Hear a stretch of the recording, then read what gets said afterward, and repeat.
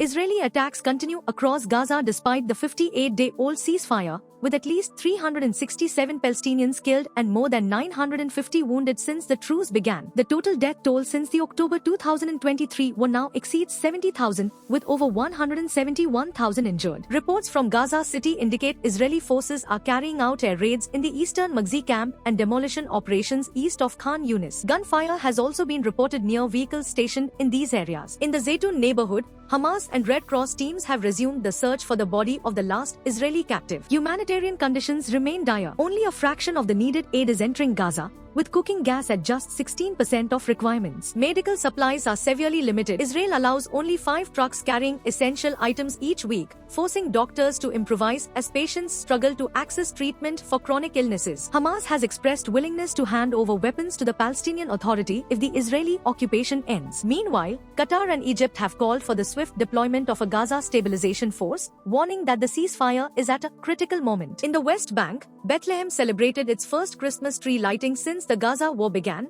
highlighting attempts to restore normalcy. International leaders, including German Chancellor Friedrich Merz, have reaffirmed support for Israel while calling attention to the humanitarian and security situation in Gaza. We need to celebrate this occasion. This is the birthplace of Jesus Christ, and this is the first time after 2 years of the war, they have passed through a lot of agony and pain, unemployment, a lot of troubles and sadness.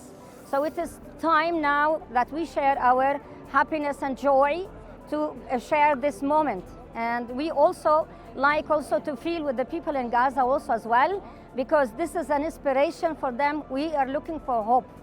And we are looking that from this moment that peace will prevail.